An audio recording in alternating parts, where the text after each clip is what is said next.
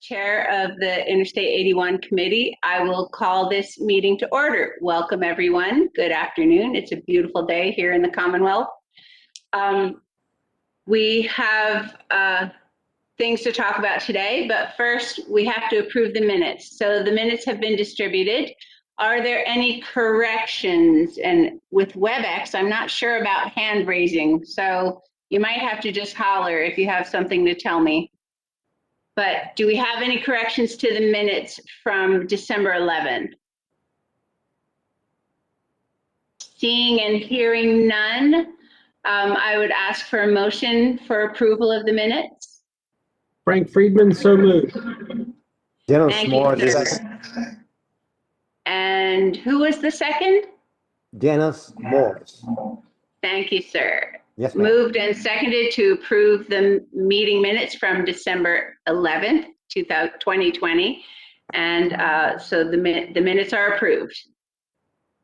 Our next order of business is to hear from Mr. David Covington as to the corridor improvement program status. Mr. Covington? Delegate Goditis and members of the committee, good afternoon. I would like to start the update with a short video that we've put together that can not only be used for this meeting, but we will post it to our website so that it can be consumed by the public, or you can share it with any of your constituents. So if our web team can go ahead and start the video, and then I will give a more detailed update after the video.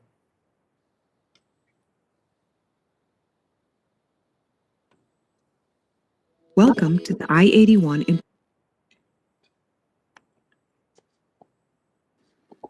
teaching around some of the most critical challenges along the 325-mile corridor. These improvements will enhance safety, boost economic competitiveness, improve quality of life, and support environmental sustainability.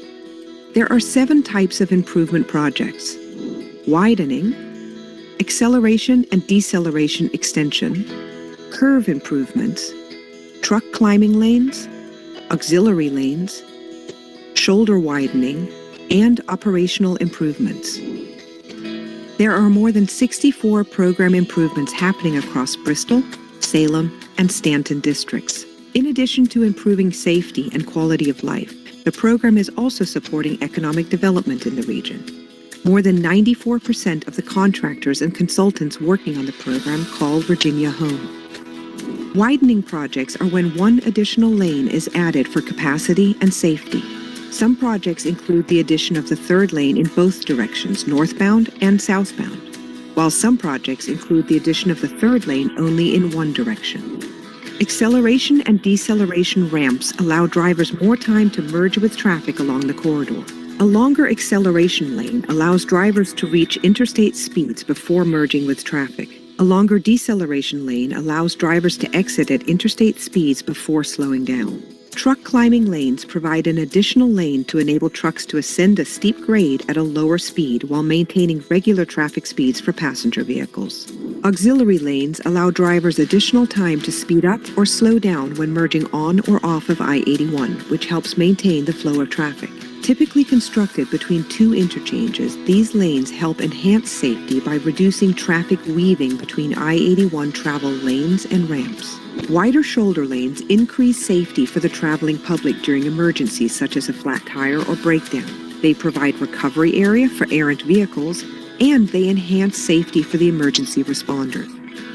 Operational improvements are improvements to traffic operations that enhance safety as well as mobility, particularly during emergency events. These improvements include new digital message signs, additional traffic cameras, enhancements to safety service patrol, detour route improvements, improved incident clearance, multimodal improvements, and curve improvements.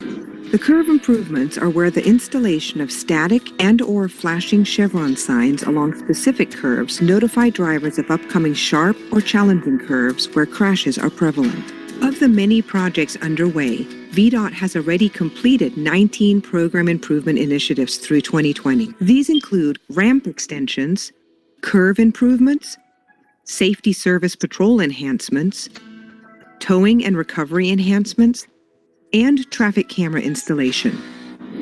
The planned improvements on I-81 will include an estimated 50 more program improvement initiatives along the corridor. These include capital improvement projects such as the Exit 137 to 141 project, arterial improvements, and the execution of the TRIP program. Thank you for joining us and learning more about the I-81 improvement program. Please visit improve81.org to stay up to date on project developments through our videos and podcasts, or by subscribing to the quarterly newsletter. Okay, so thank you for allowing me to play that short video. I think it's important that we are constantly communicating with the public, sharing with them what we've already done as well as what's coming in the future. In a note of transparency, we will be placing that video on the website following this meeting. I encourage you to share it with any constituents or anybody you may like. We also have other videos that are available on the website relating to the specific projects.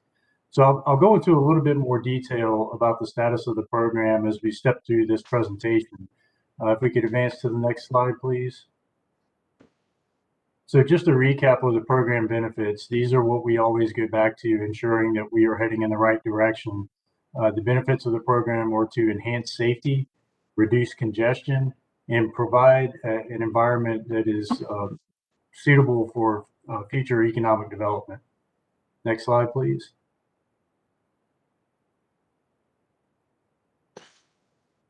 So just a real quick recap. Obviously, the program involves the three districts in the western part of the state: Bristol, Salem, and Stanton district.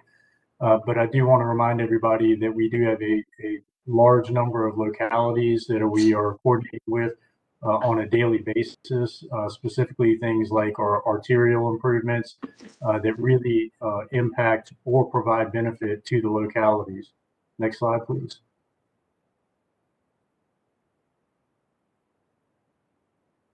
So we'll start off with our takeaway scorecard instead of keeping that for the end, because I think this tells a good story that we are moving forward very expeditiously. You can see here that we have 4 of these efforts on the scorecard that are already complete. The 8 initial curve improvements, the flashing and static chevrons, the 8 initial acceleration and deceleration lane extensions that were completed in the fall of last year, the expansion of the safety service patrol, which occurred in the summer of 2019 and into 2020, and then the addition of 51 new cameras along the corridor to not only help the traveling public through the VA 511 system, but also to help our Traffic Operations Center recognize and help us to mitigate incidents on the interstate. What is underway currently is the additional message signs. We have approximately 30 additional message signs that are being installed along the corridor, and that has a completion date of October of this year. Various arterial upgrades. Most of that is focused on improving signal systems, installing smart controllers so that we have remote access to help move traffic on the arterial routes when we do have incidents on the interstate. Those individual project completion dates vary by project. We do have 4 active construction projects that are underway now. Those projects also vary in their completion date based on the project. And then 28 remaining capital improvement projects, which are either in the design phase or transitioning to the construction phase. Next slide, please. And you saw this in the video. We do have more than 64 program improvements. The number 64 is what we classify as our capital improvement projects as well as the curve improvements. But we have a whole host of operational projects that add up to a number significantly greater than 64. In addition, I'm happy to report that as of right now, 94%, more than 94% of the contractors and consultants that are working on the projects within the program reside here in Virginia. Companies that have offices here in Virginia with employees that in many cases live along the corridor. This number will go up, and we do have some contracts that we are about to award to construction contractors that are located here in Virginia. Slide, please. So taking a closer look at the capital improvement projects. We do have 16 projects that are currently in what we classify the planning phase, the earliest phase of a project. And those are what we term our out-year projects. These projects are not scheduled to begin any phase of the design process until approximately 2023. But for some of the large complex projects, we are starting to take a look at some of the logistics, especially how those projects will interact with projects that are currently underway. We currently have 28 projects that are in the design phase. I am happy to report today that we have 9 projects that will be moving very shortly to the construction phase. And I'll just go over those really quickly. The Exit 137 to Exit 141 project, which is a widening project from 2 lanes to 3 lanes in both northbound and southbound direction. That's actually 2 projects that we bundled together under one design build contract. And we will be executing that contract with a design builder next month. The Exit 48 northbound acceleration lane project in Bristol District, also that is a single phase design build project that we will be executing in June. The Exit 205 northbound and southbound acceleration lane projects, again, 2 projects that were not only bundled together, but also bundled with a smart scale project to increase efficiency. That project was advertised for construction on April 13th. We have the Exit 19 northbound deceleration project, which will be advertised next month. Exit 67 northbound deceleration, which will be advertised next month. The Exit 39 improvements, which will be advertised in July. And Exit 84 southbound deceleration project, which has a bid letting date on today. So we will know who our project partner is for the construction of that project later today. As you can see, and as I mentioned previously, we do have 4 projects that are currently under construction. They are all acceleration and deceleration lane projects. And we have the 8 initial acceleration and deceleration projects that have already been completed. Next slide, please.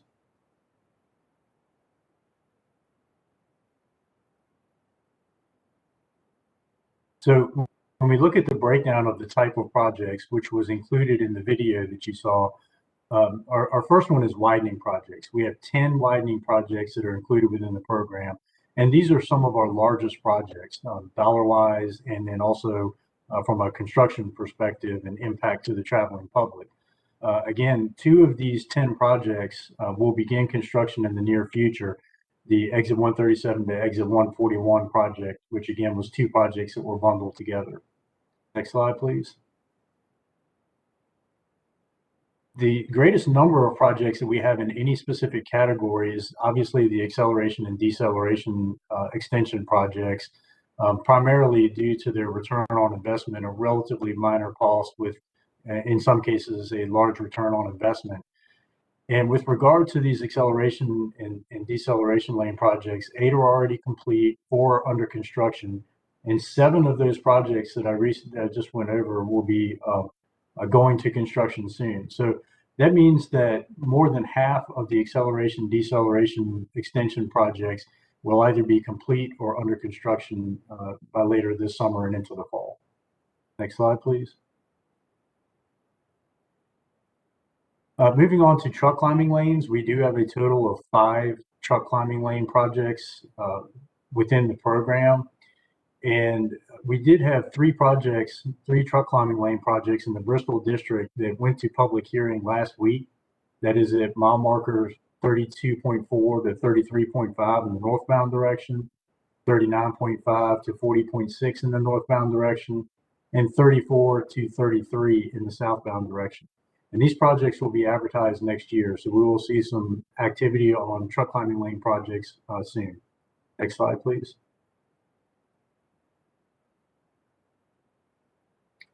With regard to auxiliary lane projects, we do have a total of 4 auxiliary lane projects in the program.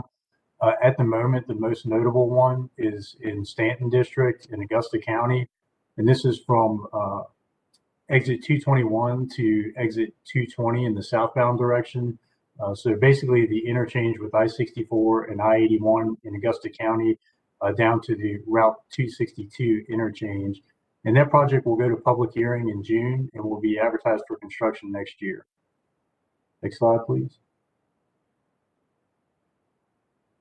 And then finally, we come to the shoulder widening projects. We currently only have one shoulder widening project that's in the program in Rockbridge County. And this is an out-year project that I mentioned before that's not scheduled to begin design until 2023. Next slide, please. So taking a little closer look at some of the operational improvements, and we've got 7 different categories shown here. Obviously, each one of these categories may have many number of individual projects within it. For instance, the new digital message signs. We have 30 additional message signs that are being installed throughout the entire corridor. That project is currently under construction and on schedule for completion in October of this year. We added 51 new traffic cameras along the corridor. That project is complete. We've completed the extension of the safety service patrols throughout the corridor. We are beginning the detour route improvements in the near future. In fact, we have 3 small projects in Rockbridge County where we are performing some minor geometric improvements to help specifically large trucks navigate to and from the interstate. These are areas where we frequently have issues where large trucks can't negotiate the turn as they're leading to or from the interstate. And those will begin construction this summer. And the traffic signal improvements will begin construction next year. We also are about to execute the towing recovery and incentive program along the corridor that is included under the improved incident clearance scheduled for implementation next month. And we have already implemented the lift and tow devices on some of our safety service patrol vehicles to clear passenger vehicles from lanes. So get the lanes open more quickly in a very efficient manner. We have a whole host of multimodal improvements, which we have a separate presentation on, and then the 8 curve improvements, which we have completed. So we've made great progress and we'll continue to on operational improvements. Next slide, please. So when we look at what we've completed to date, we have completed 19 individual initiatives, and that includes the 8 ramp extensions, the 8 curve improvements, the safety service patrol enhancements, the traffic cameras, and the installation of the lift and tow devices. Next slide, please. So some of the more notable things that are coming up in the very near future, I've mentioned the exit 137 to exit 141 design build project numerous times, and it really kind of is our flagship project at the moment. You know, roughly $230 million project that's will begin construction, probably have some appreciable construction late this year into early next year, but certainly moving into the heavy design phase. And then the mile marker 48 single phase design build project that I mentioned, that we are executing a contract in June and look to get to construction quickly. Continuing the design of the capital improvement projects, specifically the large widening and truck climbing lane projects. Beginning the arterial improvements, starting with those geometric improvements in Rockbridge County, and executing the towing recovery and incentive program next month. Next slide, please. So taking a look at some of the initiatives that are in addition to the operational and capital improvement projects, the truck parking probably has the most momentum at the moment. The truck parking task force has met 4 times and currently is looking at identifying opportunities along the corridor in 4 specific areas. Potential VDOT expansion opportunities or expansion of our current inventory.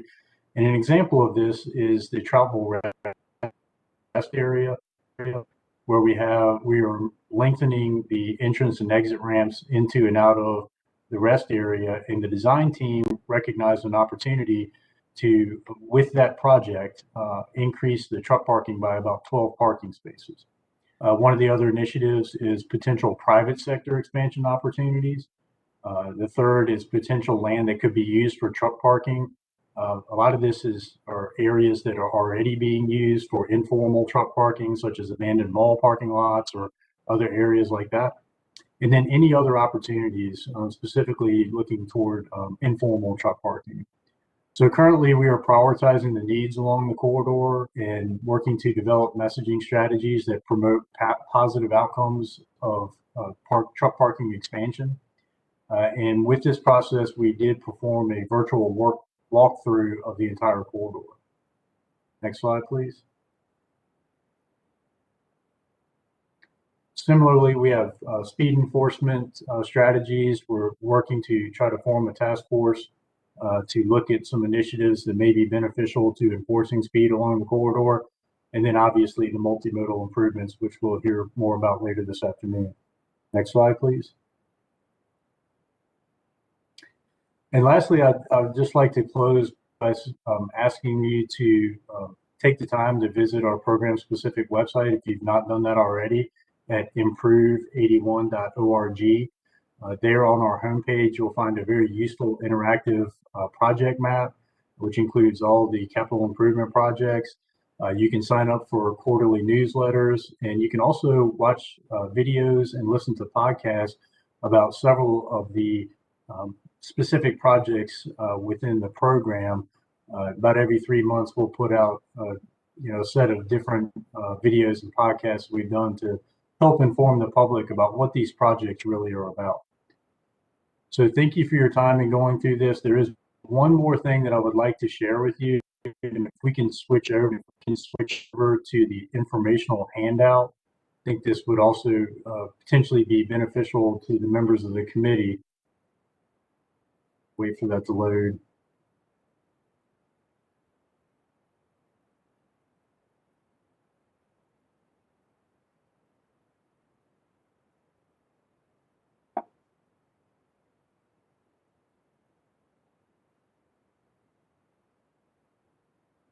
Okay, while that's loading, I'll just go ahead and let you know that we've taken the information that you've just seen through the video and that PowerPoint presentation and condensed it into a very simple 2-page handout, which we will have on our website.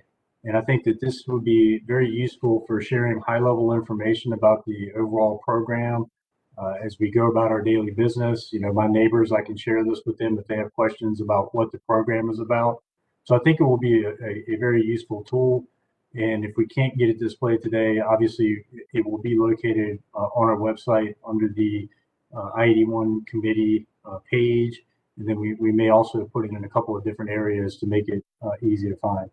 So with that, I will terminate my presentation and welcome any questions that anyone may have. Thank you very much for that. It's great to see the progress. Do we have questions from members of the committee? Yes, I have a question. John Edwards here. Go right ahead, sir. I have two questions. One has to do with exit 143 north, where 64 runs into I-81. Between there and Plantation Road, which is probably about exit 147, I'm guessing. What's the progress on that? Widening that, and I think you're going to make it a 3-lane from 143 to about 147 from exit 64, rather 581 north on 81 to Plantation Road. What's the progress on that?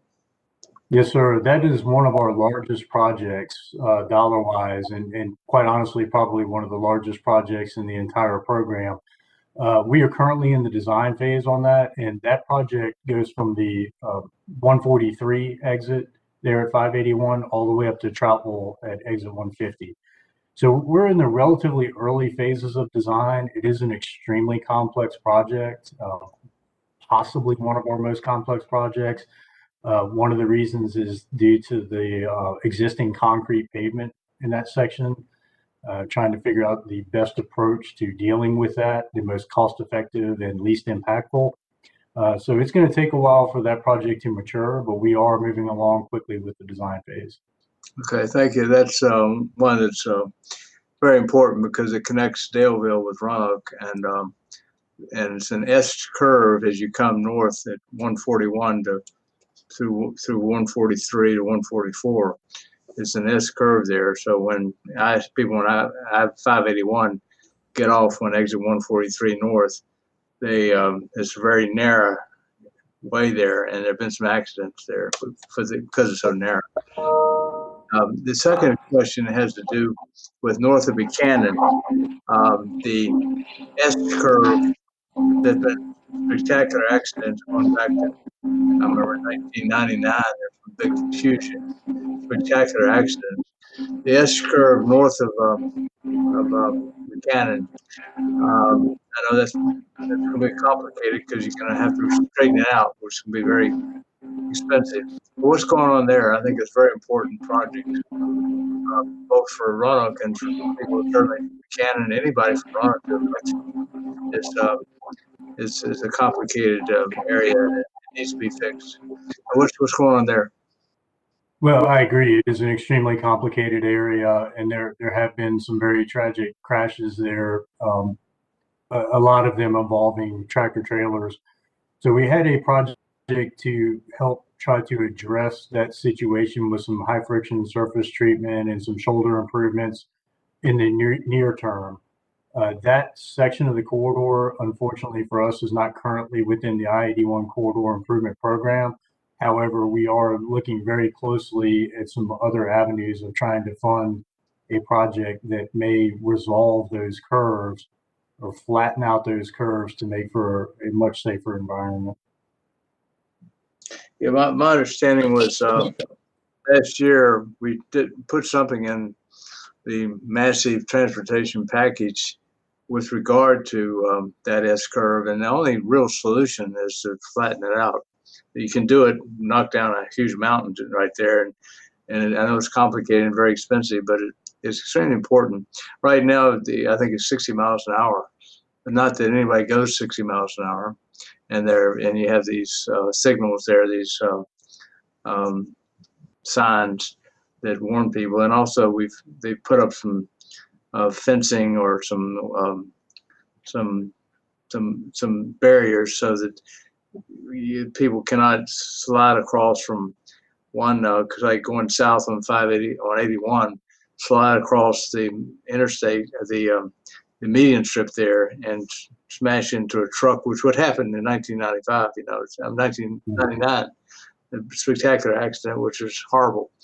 And so some things have been done, but the only real solution is try to find a way to flatten it out as much as you possibly can. I know you're working on it, but it seems to me we put something in the bill last year, or maybe in the budget or something about that. What's the status of that? I'm not sure of the current status of that. I know that there's a lot of discussion about that specific area with regard to, this obviously state budget and also federal funding. But we can certainly check on the status of that and provide you that response. Okay, thank you. Thank you. Thank you, David. Thank you, Senator. Do we have further questions? I see a hand raised. Go ahead, sir. I can't see exactly who it is. Go ahead. Frank Friedman in Lexington, Virginia. David, on the construction front, just curious with our friend COVID in last year, how construction has gone and if it's gone faster and better than anticipated with the higher volume probably of trucks, but not general public, if you could comment on that.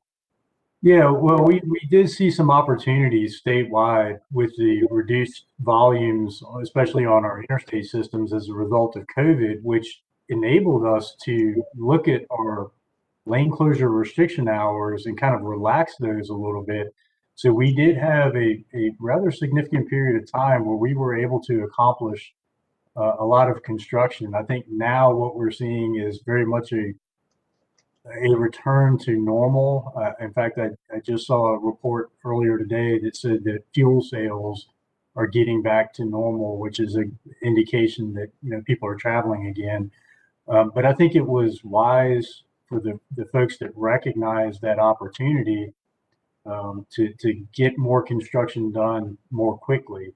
I don't know that we'll be presented with many more opportunities like that. Certainly don't hope that we go through another COVID situation like that, but I think part of our job is really recognizing those opportunities and trying to take advantage of them when we can. Thank you. Any further questions from members of the committee? Madam Chair, it's Chris. I have a couple questions. Go ahead, Delegate. Hey, thank you. Dave, appreciate the presentation. First question is I guess, do we broach the subject in this meeting or not, talking about what could be coming with a massive infrastructure bill before Congress right now? I am already hearing that people are trying to jockey for position if some of that money is going to be appropriated. I would like to say, in my mind, as a member of this committee, that we've been programmatic in how we appropriate funds that have been dedicated for use for Interstate 81. And I would hope that we would go through the same kind of procedure to figure out if we do have extra allocations from the federal government for Interstate 81, that we assign, those projects based off of merit and not just kind of a cattle call procedure. That's just me talking here. But Dave, I do have a question. If we are anywhere close to talking about that, and if this would be an appropriate time, or if we have to wait a few months. Yeah, Well, Dave, do you have any insight? I totally agree with Delegate Hurst. I am anxious to find out how we can lobby for some of that federal money, the infrastructure money. Obviously, it's a great idea to plan ahead, and I think that's a discussion that the committee should have. The fortunate thing for the I-81 program is we have a large program that has already been prioritized. We have gone through a process. We have identified some projects that, should there be funding available, that we could accelerate. But we have to do that in a logical manner. We don't want to create gridlock out there just for the sake of delivering projects. We'd like to do it in an intelligent way so that we are spacing out construction and not creating a problem. And we have put some thought into that, and we certainly can make some recommendations when the time is appropriate. But I think it is a discussion that the committee certainly should have, and we have the infrastructure in place to receive those funds and put them to good use in a very quick manner. We can start looking at the current projects to accelerate. We can look at out-year projects, or we can potentially even look at or explore some projects that are not even part of the program. As Senator Edwards brought up, the S-curves is a good example of that. So yeah, but I think that we have done a good deal of work so that we can provide some good insight as to what might be good investments should that opportunity arise. Thank you, Madam Chair. Just one other question for David is we haven't talked about it that much, I think, in this committee, and forgive me if I'm not able to remember these committee meetings that much because we've been virtual or in person. It's been difficult to say the least. One of the big issues that I'm still seeing and still hearing about is truck parking in our rest areas, and trying to figure out whether it's addressing those rest areas in a more comprehensive way, trying to privatize some areas that would be off exits that would address this problem. But it's a huge problem, and I feel like we probably need to start thinking about, is there an avenue for VDOT and for this committee to be thinking about participating in addressing this and coming up with a solution?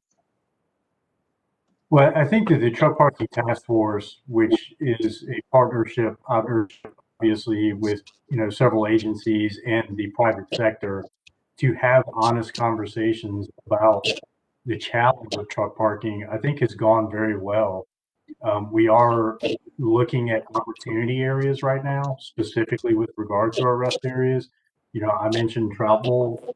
We probably will try to do a study in the near future on the Ironto truck stop. But we want to make sure that what we're doing serves a need, that we're not just blindly putting additional truck parking out there, but doing it in strategic locations to maximize the efficiency. And I think that, another thing with regard to private development, one of the things that we're looking at trying to do is trying to look at what the obstacles are and see if we can overcome them, so that we can make it more palatable for a locality to accept a new travel plaza, or more palatable for an investor to invest in an area and actually construct and operate that travel plaza. But I think that the work that the Truck Parking Task Force has done so far is very useful. and it may be a topic that we may want to revisit at the next meeting. Thank you. Do we have any further members with questions for Dave? I have another question. John Edwards here. Go ahead, Senator. Going back to my first question on Interstate 581 as it intersects 81 and 143. And you talked about how you're going to widen everything to 150, which is a good idea. But I think a more urgent idea is to break it down into maybe different pieces. The 143 to about, I'm guessing about 147, wherever Plantation Road is. That's a real problem. If you could start on that and get that taken care of, that's one major component that I don't know that necessarily needs to be I don't see why we need to wait to do it all at once rather than doing that part at first. 143 at 581 intersection north to Plantation Road is about 3 miles, I think. It's not that far, but you need an extra lane there, and that would help a lot. Just starting. I'm not saying don't do all the way to 150, but I would hate to see that project, the first part of it, be slowed up because you're waiting to do it all at once. So my suggestion is break it into pieces. Okay, we have looked at that, and we will continue to look at that. So I appreciate those comments. One of the things that we're trying to balance is the timing of construction and then the efficiency from a cost and time of delivery perspective. But that's certainly something that we can look further into. Thank you. Thanks.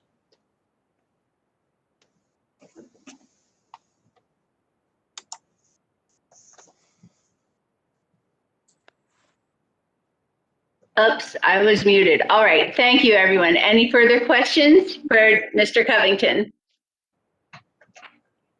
Hearing none? Chair Godot.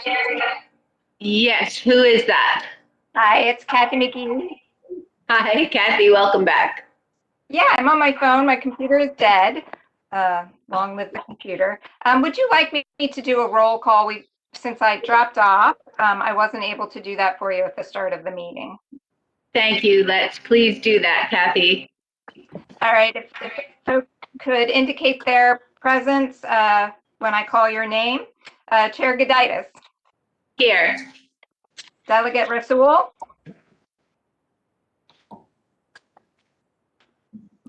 Delegate Hurst.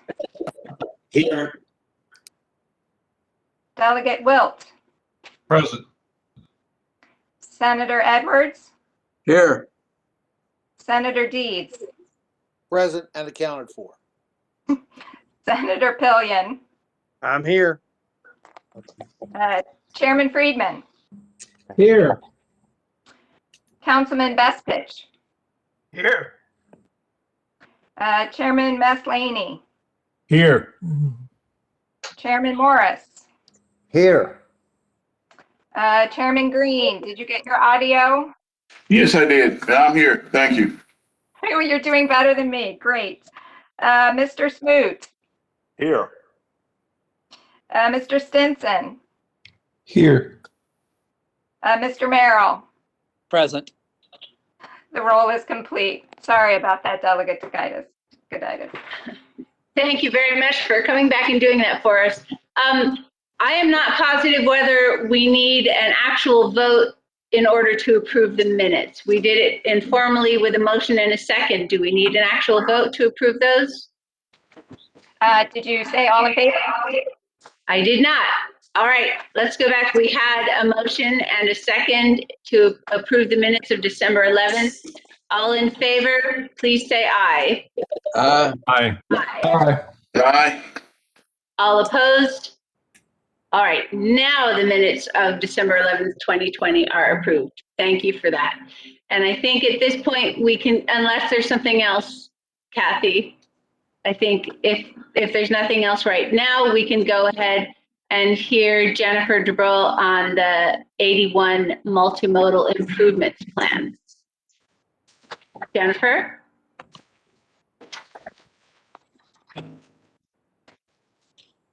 Sorry. Sorry, having a little technical problem with mute. Good afternoon, Delegate Goditis and members of the committee. If we can get our slides pulled up. Go back a couple. I think we're in a little bit in our slide deck. All right, thank you. Jennifer DeBrule, I'm the Chief of Transit at DRPT, and joined by Mike McLaughlin, who is the Chief of Rail at DRPT. To give you an update on our I-81 multimodal improvement study, and today to bring you some funding recommendations. Next slide.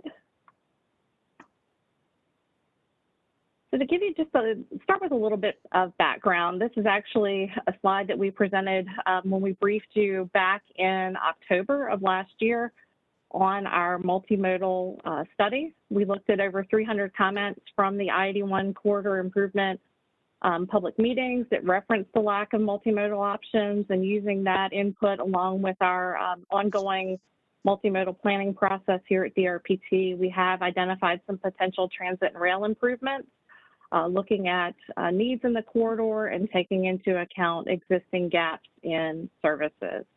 And again, we briefed you back in October on that technical study. Next slide, please. So I'm going to talk about the transit side, or the intercity bus part of the presentation. We do have a service, it's called the Virginia Breeze, that operates daily service on our Valley Flyer route between Blacksburg and Washington, D.C. It has several stops in the Shenandoah Valley before making connections to Dulles Airport and to Union Station in D.C. That service was launched in December of 2017. December 2019, and it has done quite well in the time that it has been in place. We have looked at expansion of the Virginia Breeze through our ongoing study process, and we've looked at an expansion to Bristol. This is envisioned as a new frequency in the I-81 corridor, not an extension of the existing route. We very often have to add additional buses to meet the demand in the I-81 corridor. So this is this recommendation brings an opportunity to provide that additional service, along with some new bus stops and some critical improvements to existing stops in the corridor. Next slide. So our recommendation for the transit element of the multimodal plan is to provide this new daily round trip service that would run between Bristol and Washington, D.C. Our analysis does show that we do anticipate an annual ridership of about 25,000 on this new service, which would nearly double the intercity bus ridership in the corridor. And those are estimates that are based on pre-pandemic levels of ridership.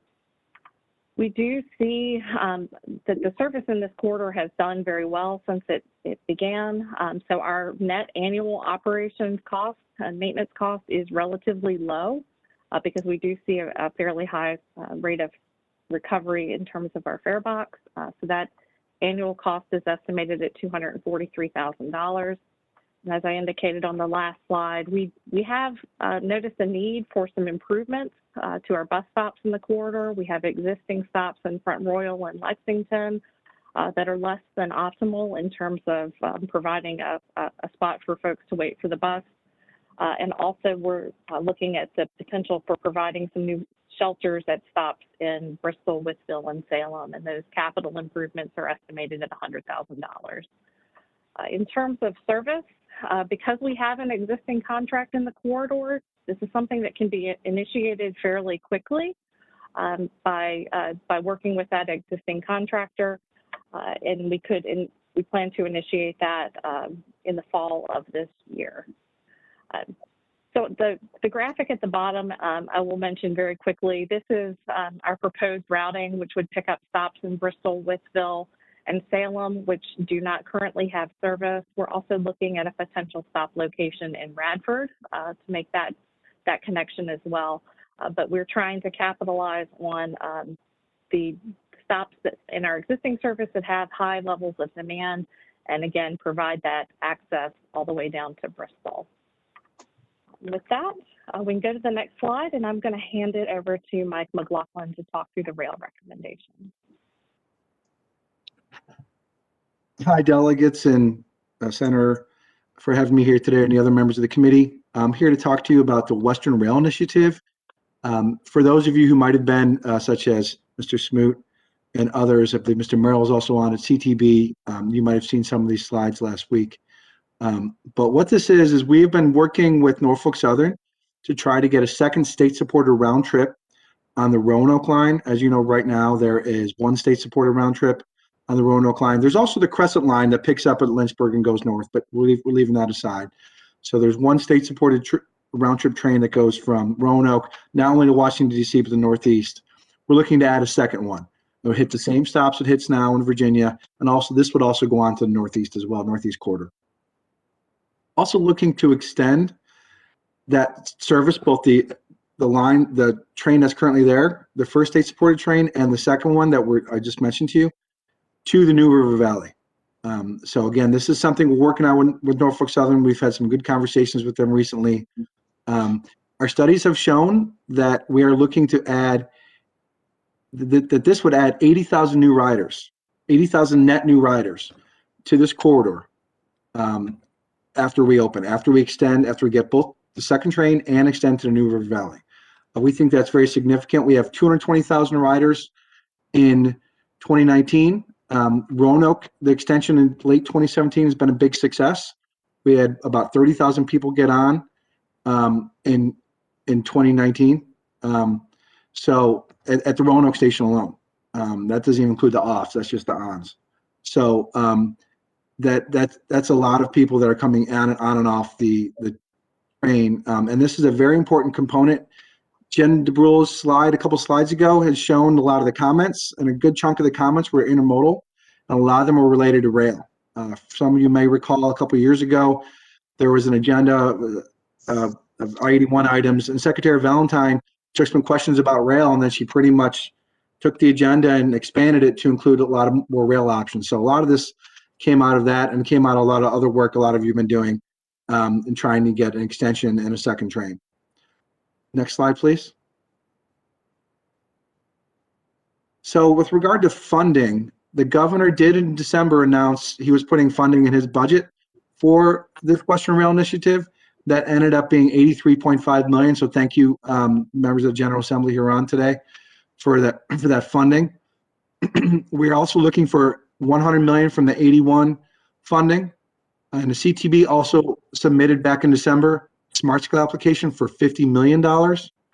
And we're also looking to use some old DRPT 6-year improvement plan funds and some future funds for this initiative as well. So this is the funding component that we're looking for. Next slide, please. So with regard to next steps, and I should mention with regard to the funding, funding would include not only for the station, but also we need signal work. As you know, the line from Roanoke to the New River Valley it's not a passenger line right now. So it would need PTC installation, for instance, positive train control. So that some of the money would go to that. Some of the money would go to a new station in New River Valley. And some money would also go to some other improvements up and down the corridor, including up along the even further north of Roanoke, that would help network fluidity with the second train. So with regard to the funding and the next steps, CTB will approve funding in June. We did, as I mentioned, we prefaced it with them last week. We're also going to continue doing some due diligence on various sectors of the line, including that segment I already mentioned from Roanoke to New River Valley, to determine some costs. And we're going to continue our negotiations with Norfolk Southern. We've had some fruitful negotiations, and we look forward to continuing those. And Jen, I'll let you handle the Virginia Breeze. Sure. So on the Virginia Breeze side, as I mentioned previously, we would need to negotiate our contract to extend that I-81 service. That Bristol to DC service would have its own unique corridor branding and marketing, and we anticipate being able to complete all of that and initiate service by the fall of this year. And with that, we're happy to take any questions. Jennifer, this is Dennis Thank you Morris. very much. Thank you for that presentation. I certainly have questions, but I'm going to let everyone else on the committee ask first. So who on the committee has questions? And this is tough because I can't see hands raised. There is at the bottom of the screen, there is the reactions thing that you can click on, and that can raise your hand. Otherwise, you're just going to have to holler. So who has a question for these two?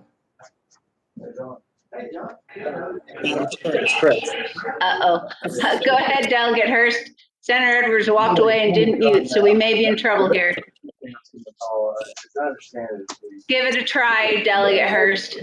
Well, I don't necessarily even have a question for DRPT, but just a comment that I just appreciate everything that they have done for years now to try and make this a reality, to continue to have passenger rail be viable in Virginia and to continue to make those investments. You know, being on appropriations, I was thrilled that we were able to have the General Assembly step up to the plate. I hope that the CTB can also do the same in the smart scale application and also with multimodal funding.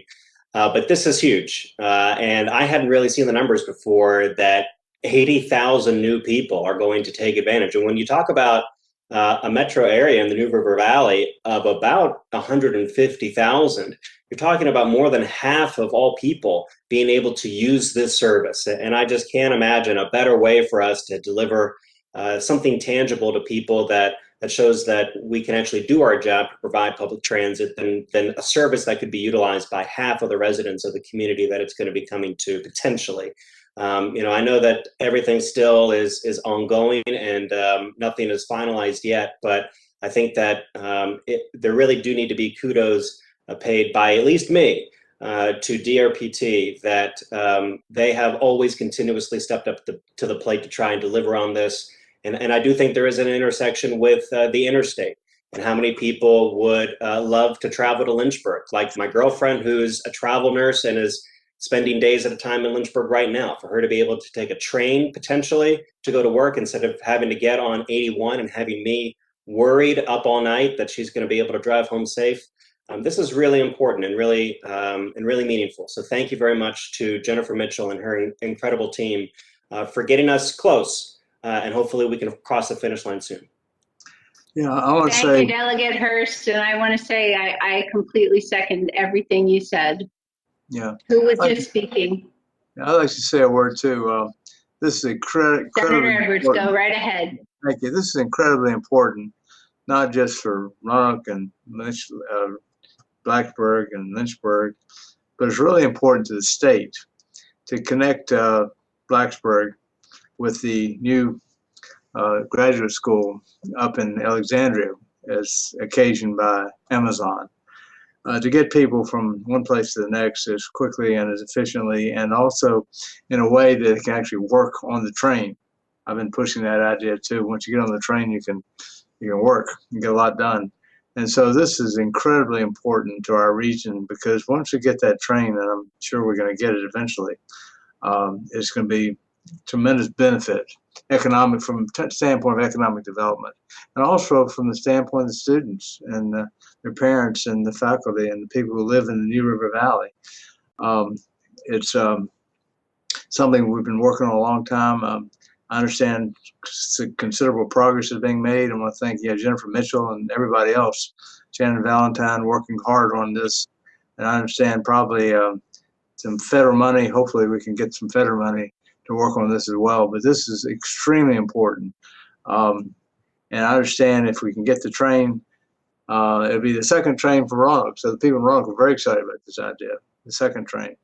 And so it won't be just an extension of the Roanoke train. It'll be a new train that are both coming and going every day. So keep the good work on this, and we're very excited about this concept. Thank you, Senator. If no one has any actual questions, I have a couple actual questions. I see a hand raised. Go ahead, sir. You're muted. Thank you. I'm okay now. Can you hear me? Okay. Yeah, we can hear I'm you. just curious. I'm quite amazed at the number of people riding the Virginia Breeze. How many buses are in that fleet? How many do we use on a daily basis? So, Mr. Morris, we have a contract with provider Coach USA, and by doing this on a contract basis, we have access to their entire fleet. But they do operate 4 branded vehicles for us on a daily basis over 3 routes. 4 buses on 3 routes. Correct. Okay. We have two routes that we launched last August that serve the Piedmont area of the Commonwealth. But on the I-81 corridor, that is where we have seen the greatest success. We have, on a single day, run as many as 11 buses in one direction to meet demand. So by having that contract with such a big provider gives us a lot of flexibility to adjust the level of service to meet the demand. Yes, ma'am. Well, thank you. I'm trying to learn as I go so I can pass on to my constituents. So thank you so much. You're welcome. Thank you for that question. Any Yes, further ma'am. questions? I have a couple if I can jump in. One is, so what's the estimate of the time for a trip from, well, I guess at the moment from Roanoke to DC by rail? I believe it's about 5 hours. Okay, and so then if it's Bristol, does it become 6 hours or is it more? You mean Bristol or New River Valley? Well, you were talking about an ultimate dream of going down to Bristol, weren't you? I don't have an estimate for Bristol. We actually, the legislature has asked us, you all, General Assembly has asked us to do a study on that, and that will be due later this year. So we'll be able to help, that'll better determine what that time and cost could be. I don't have a time and cost for that yet. But with regard to New River Valley, as I was mentioning earlier, we're looking to start there. That would be about 45 minutes additional, which is very comparable with the car ride. Thank you. And that's what you want to have. It's very mountainous and a lot of geography. So, but still, that's a pretty good time. Thank you. And I have another question. Of those 80,000 new rail riders, are some of those commuters? I mean, not obviously to DC from Roanoke, but are some of those between intercity commuters? So very, very regular and very predictable? That's a good question. And I do want to clarify one thing, and I'll try to get to your answer. The 80,000 new riders is with the addition of the second train and the extension of New River Valley. And that's just 80,000 riders in the first year. As we found out from Lynchburg and those who've been around and also from Roanoke, that number we believe will continue to go up, if any past is any predictor of the future. So with regard to commuters, there could be some small commuting within a certain region. Yes, especially you will see that, especially from the DC area, from the Charlottesville and Culpeper stations. You will see some of that. We have seen some of that pick up in that commuting area. That is, especially to the larger DC region in the past decade or so. So, for instance, we know there are more people, we believe, commuting to DC from Richmond area because there is a good wealth of trains on the Richmond corridor, and we're trying to get that benefit to people along the 29 and 81 corridor. So. We'll, to answer your question, we'll try to get some more answers from our consultants on our study that we did on the 80,000 riders. But so I don't have an exact number for you now, but we do believe that there's some commuters in there. Thank you. And I have one final question, which is, and I know I've wondered about this. Do we have changing estimates, or do we have estimates of how the bus service and the rail service could lower traffic on 81? And are they changing? Are those estimates changing, or is someone constantly looking at this? I can start first and address the Virginia Breeze. We're monitoring our ridership. We monitor that performance on a monthly basis with our contractor, and we did have some significant impacts due to COVID, but as we started out this calendar year, we have steadily seen our ridership increasing, and we're already back to about 55% of our pre-pandemic level of ridership. And that we've seen the biggest jump in that since January of this year. We were at 25% in January. We're at 55% now. So we're seeing that ridership come back. We are maintaining, really strict COVID protocols and capping our occupancy on the vehicle at 50%. So we are adding additional vehicles to meet that demand, but we're monitoring it closely, and we still feel really good about the estimates that we made prior to COVID.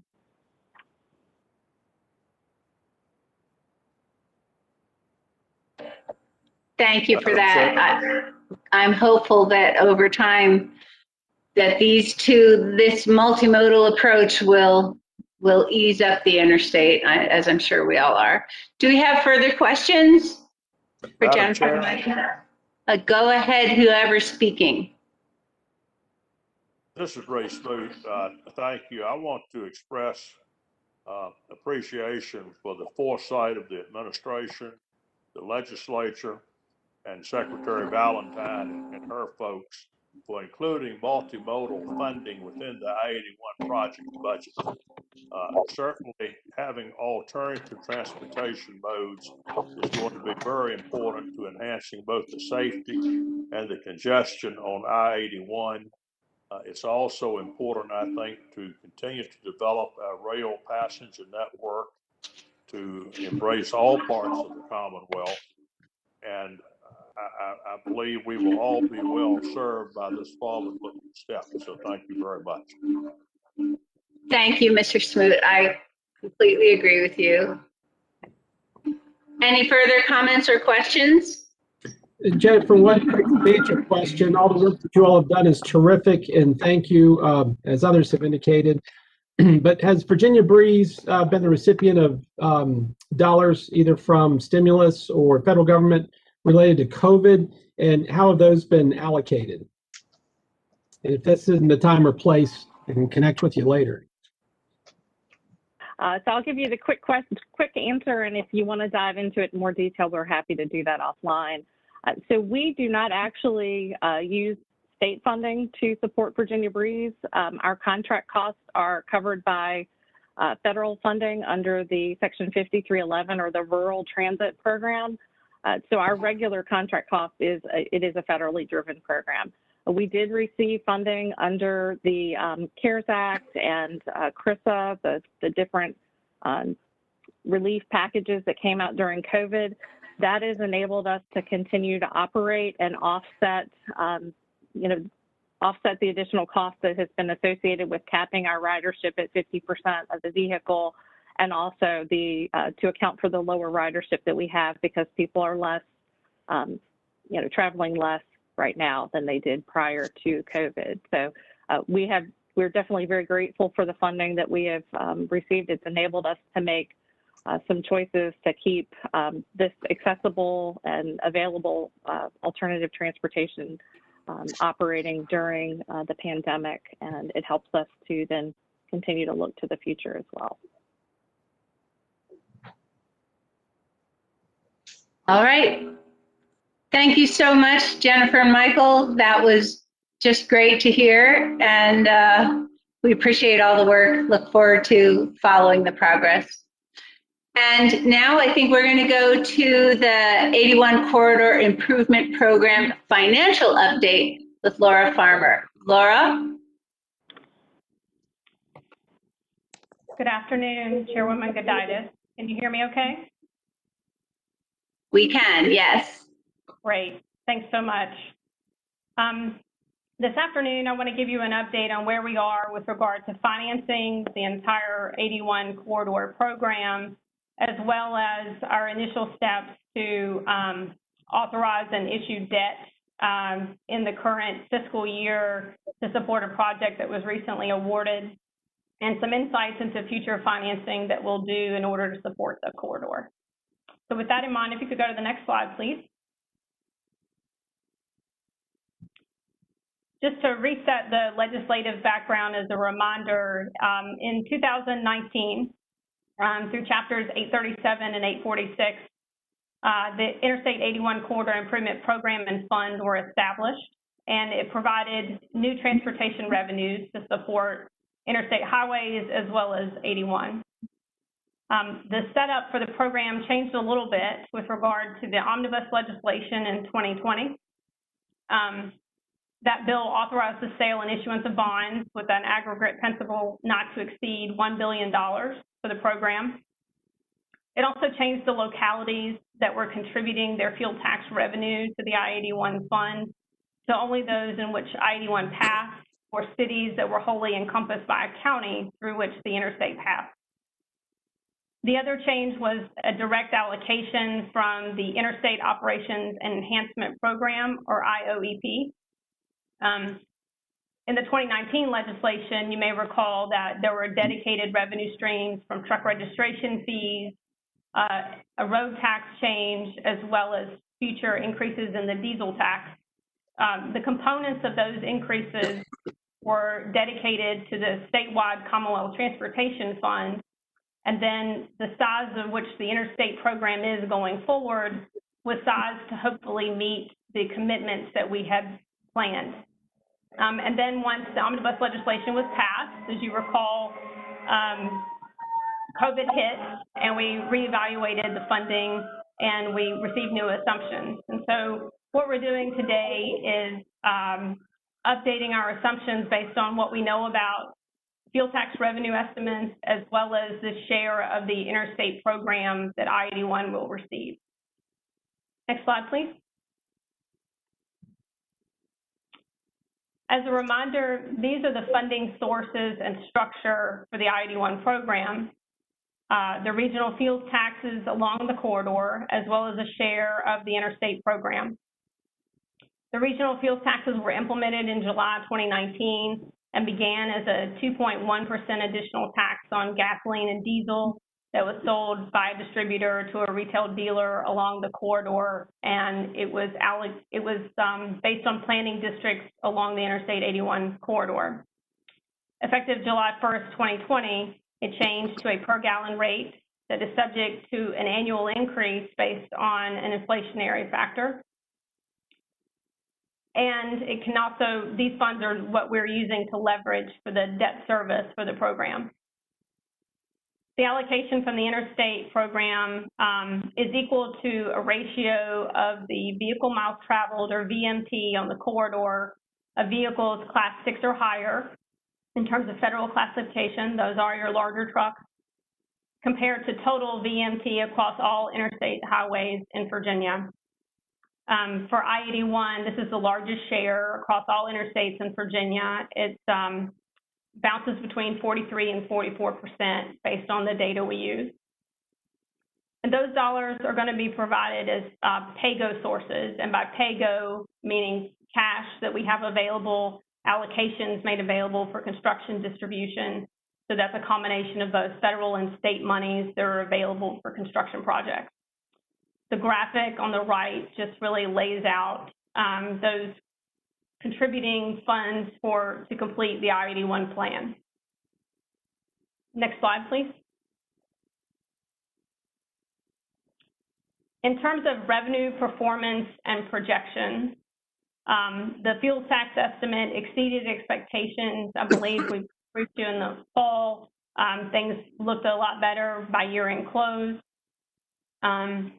We fell a little short in terms of interstate expectations, so this is actual funds available for the program in fiscal year 2020.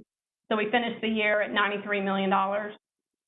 In 2021, these are estimates provided for the year. What I'd like to note is the fuel tax estimate of $59 million. Through March of this year, we've collected 90% of that estimate. And so we feel fairly certain that we will at least meet, if not exceed, the annual estimate of $59.3 million for the current fiscal year's fuel tax collection. The current assumptions related to the interstate program are provided in the second row of the table. We also expect the fund to receive some interest earnings over time based on its cash balance, and have some expected total funding available over the next 6 years. With regard to project expenditures that have directly posted to the fund through this year, we're just shy of $25 million. The cash balance of the I-81 fund for the funds directly committed to it is $123 million as of the end of March. Next slide. So to get into the program's costs related to the project, our current estimate for the total program is $2.87 billion. I'd like to put a little context on that number itself. When the Commonwealth Transportation Board advanced the I-81 plan in late 2018, our capital costs only were estimated at about $2 billion. At that time, they represented planning level estimates. This total did not include operational improvements that were outlined in the plan. It also didn't include in that total multimodal improvements. And we also have some parallel route work that was included in the plan, but not included in the overall capital estimate. And so based on our current assumptions today, we're at $2.87 billion. We're also doing some continuing analysis on those operational improvements and where the program continues to absorb costs related to the operational improvements and where we go from this point forward, and whether those items will be absorbed into VDOT's operating budget. I'd just like to note, as I mentioned, it's comprised of operational and capital improvements.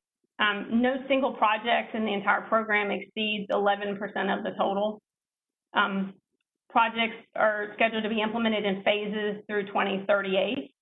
And as the funding assumptions change and the outlook related to COVID updates and we're hopeful that the revenue picture will improve, particularly with regard to how much is available in the interstate program, that we'll be able to adjust the schedules going forward. It's also important to note that each project is independent of each other. Next slide, please.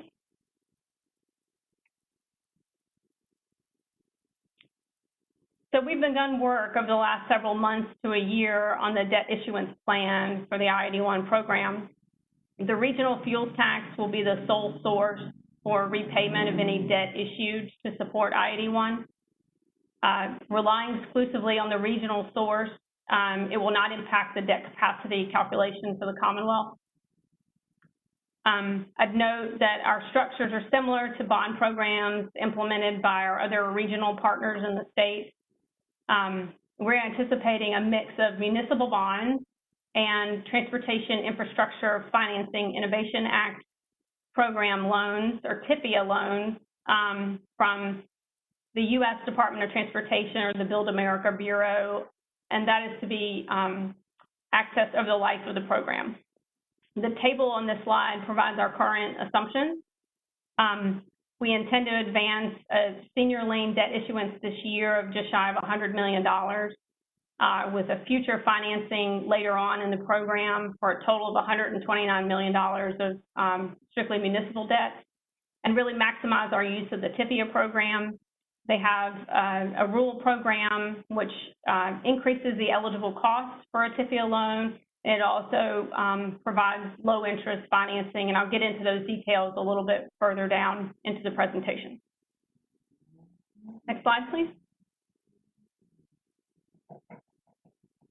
In terms of the planned use of regional fuel taxes, the regional fuel taxes will support PAYGO, or just regular cash activity that is not a debt scenario, as well as debt service on the program, whether it be from municipal bonds or future Tipia loans that we anticipate to take out to afford the program.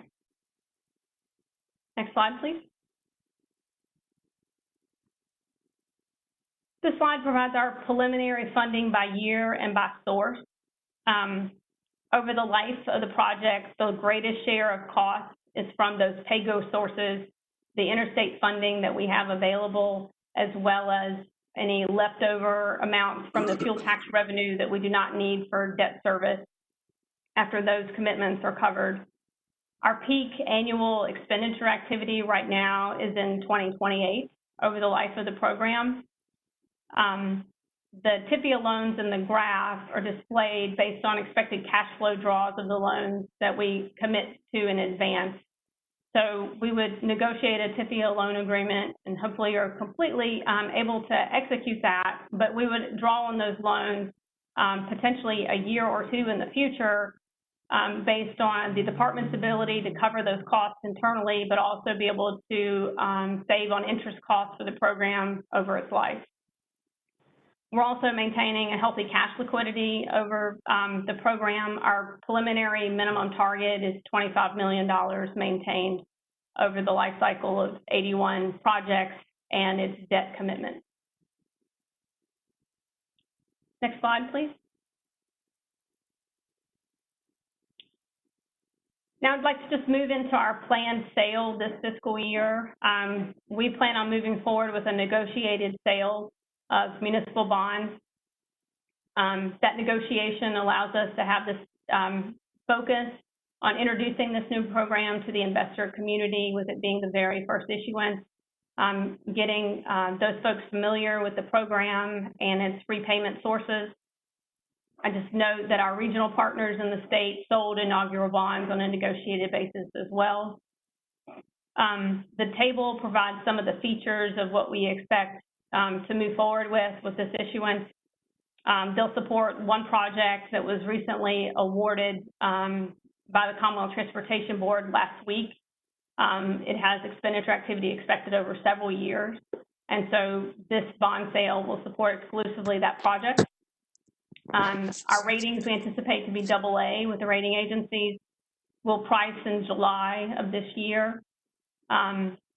It's secured only by the regional fuel tax revenue. Our par amount is expected to be $90 million, and they'll be paid off over the course of 35 years. Next slide, please.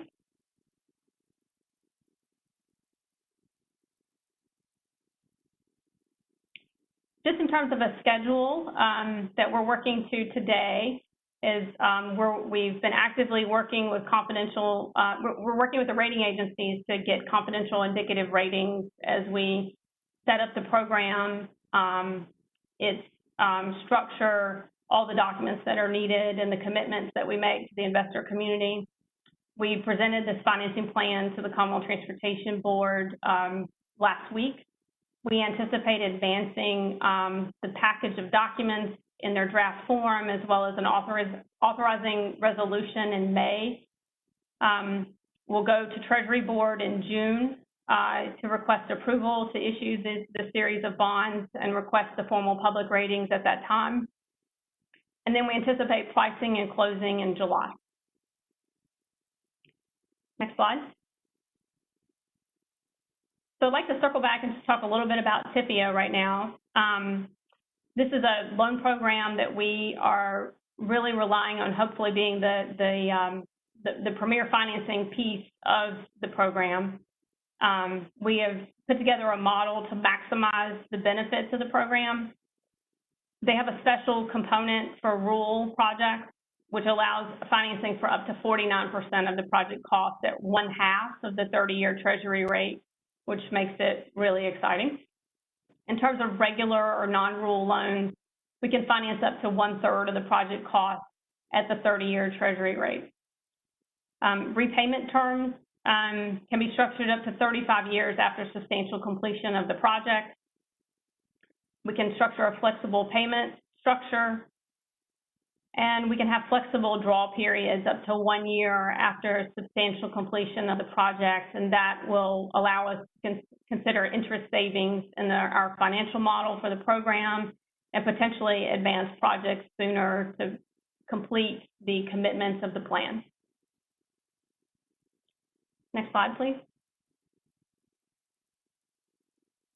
Our proposed Tipia debt issuance approach, we believe that the program will assist us in financing up to $870 million over the program through multiple loans over the construction package. We're going to package the projects in two pieces, those in rural areas of the interstate corridor and those that are in non-rural areas to meet the eligibility requirements of the program. And those packages of projects would obviously be based on their readiness and the schedule and the needed cash flow that we're aware of for those commitments. We're anticipating submitting 2 letters of interest to Tipia later on this spring or early summer to advance loans that we hope to close in 2022. the table provides some unique details about what our current assumptions are, and those are still preliminary and subject to change based on project readiness and the cash flow that we're experiencing as we advance to advance this financing further. Next slide, please. This slide just provides in table format the current projects that we expect to finance through Tipia. The largest bulk of the table listing the rural Tipia projects, a package of mostly smaller projects that total $39 million. And then the same project that we will go to for municipal bonds this summer is also on the list for a regular Tipia loan to help close out that project's anticipated cost. And the project cost provided in this table is total project cost at this time. Next slide, please. In terms of the schedule for the Tipia loan, this is obviously a one-sided conversation right now until we get those letters of interest in. We've been communicating with them with questions about the program to date, but this summer we'll be submitting the letters of interest. We'll also do a creditworthiness presentation to Tipia on the features of the program. We anticipate presenting our plan of finance to the board in September, requesting the board's approval to move forward with a Tipia loan agreement in October, taking that same package and requesting approval from Treasury Board as well in November. And then we anticipate closing and executing a loan in early 2022. That completes my prepared slides, and I'd be happy to answer any questions. Thank you very much. Full of information there. Do we have questions from the committee for Laura? Any questions from the committee?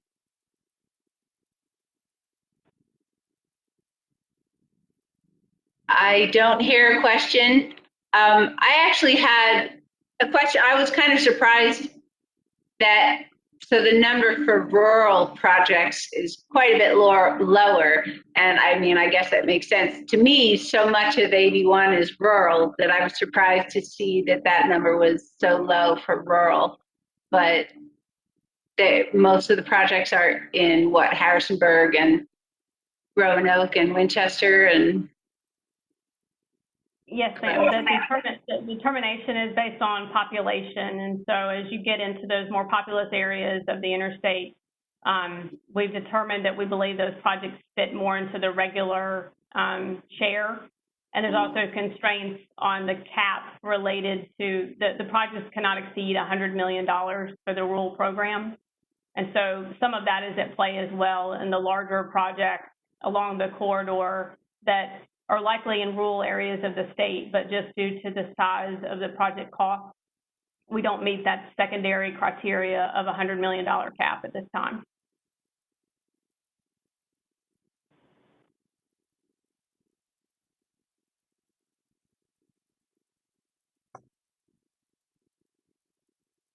Laura, quick question regarding the loans that you're speaking of and the municipal bond placements. Are interest rates coming in above or below forecast at this point? I know some are yet to be determined. Yes, sir.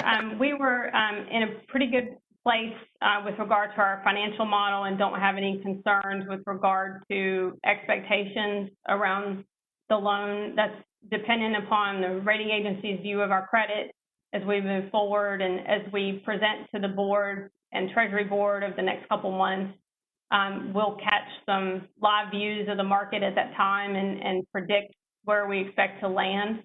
But in the short term, I'm not that concerned with interest rate protection in the next couple of months. We also, through the financial model, build in some buffer related to interest rates and where they might go, considering this is a multi-year effort to ensure that we can meet expectations. Thank you very much. Sure. Thank you for that question. Any further questions or comments from members of the committee? Madam Chairman, this is Mark Merrill. Go right ahead, Mr. Merrill. Yeah, thank you. I just want to thank Laura for the amount of work that this has entailed. This is a significant undertaking to get this financing arranged. I want to compliment her and her staff, along with the commission, for all the good work that they're doing. Thank you. I agree. Very, very impressive. Any further comments or questions? If not, then we will once again say thank you very much, Laura. Wonderful, wonderful work. And now we will move to public comment. Kathy, do we have members of the public wanting to speak? Chris Eaton, I believe, will tell us if there's anyone on the line. This is the public call bridge speaking here. I can confirm we do have a caller ready to make comment. Larry, if you'd like to address the committee, try to limit your comments to 3 minutes, and you have the floor. Larry? Thank you very much. Is that the name I heard? Yes, Larry Hinker. Go ahead, sir. Thank you, Madam Chair. Again, my name is Larry Hinker. I'm calling from Blacksburg. I'm the retired Chief Communications Officer at Virginia Tech. And while I was at the university, I began working with a region-wide effort that we call the New River Valley Passenger Rail Initiative. And we've been working with municipal leaders and others for more than 6 years to return passenger rail service to our region. You heard about it earlier, but I'd like to reiterate, we strongly support the state's investment in passenger service and infrastructure improvements. And indeed, we support the proposal that you heard about to use non-construction funds for rail investment as presented by Mr. McLaughlin. And you also heard from Mr. McLaughlin that passenger rail demand in Western Virginia has proven strong ridership numbers in Lynchburg and Roanoke after Amtrak reinstituted their service with the support from the Commonwealth. Surveys and market research conducted by our own organization under the New River Regional Commission indicate that this passenger rail ridership will mimic those excellent numbers. And you also saw separate survey work from Mr. McLaughlin that corroborates that. I'd like to mention that Virginia in many ways has led the nation in innovative and robust investments in rail and passenger rail infrastructure, and we should be proud of what our leaders in state government are doing. The recent CSX partnership is one example, and this proposal that you heard about to use non-construction funds from the I-81 corridor revenues is yet another example. I just drove on the interstate yesterday up to Lexington, and I can tell you, as you saw from Mr. Covington, that I-81 congestion is back. It's a fact of life in Western Virginia and the Shenandoah Valley. And thus, I think the state is to be commended for passing legislation that generates this new revenue that will add lanes and other improvements, as you heard about earlier in your meeting.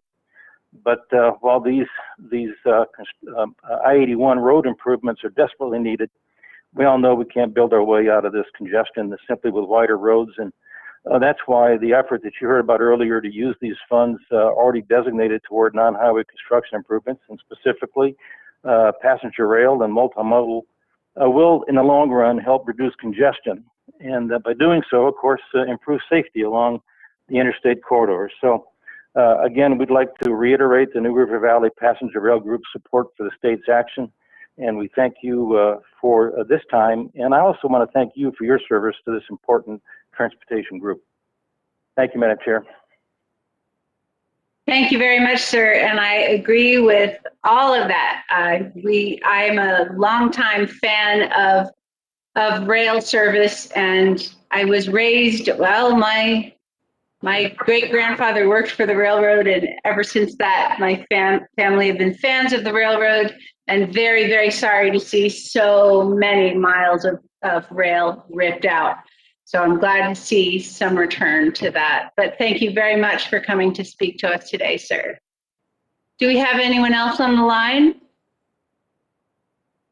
Yes, this is Keith from Winchester. Keith, go right ahead.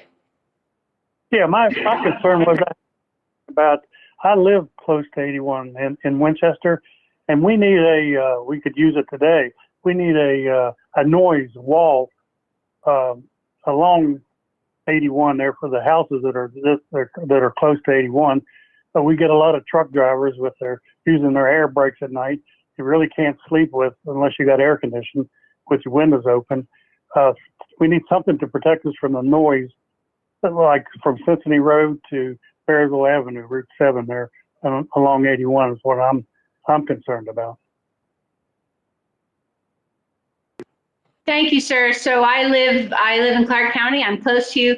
Can you just tell me, are you on the east or the west side of the highway there? You're on the west side probably, right? Yeah, the west side, yeah. All right. Thank you for that comment. Much appreciated. Yeah. Do we have any more people here to speak to us? I can confirm that concludes the public call queue. Thank you. All right. Well, and I think that's going to conclude our meeting. Do we have any final comments or questions? Oh, I know what I wanted to say. I wanted to ask that our presenters today make their presentations, make their slides available to members of the committee. I know that I very much would like to have a long, good look at them. So if you would do that, that would be wonderful. Delegate Giditis, this is Dave Covington. All of the presentations from today are currently on improve81.org.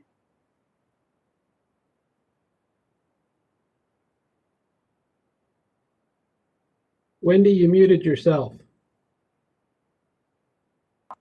I did. I'm trying to be a good citizen and stay on mute when I'm not speaking. Thank you for that, Dave. I'm glad to hear that they are available to all of us. Do we have any final comments or questions from any members of the committee? When do we next plan to meet? Do we need to do so before the end of the fiscal year, or stay tuned? Do we have preferences? Does anyone have any thoughts about that? Certainly not looking for. We had agreed at the last meeting to meet at least twice a year, but suggestion had been made to perhaps do quarterly. So it looks like we might be on a quarterly session since we had one over this year. Well, yeah, so they used to be quarterly, and we had that budget amendment passed so that we only have to meet twice a year. This one came up because of the new information about the multimodal plan, so which is a great thing. At the moment, I'm not aware of anything really pressing that would require reschedule a next meeting today. But if someone else is aware, I'm very happy to entertain that idea. All right. It seems like right now we don't really have a need to set a hard date right now. So with that, I will say thank you so much to members of the committee.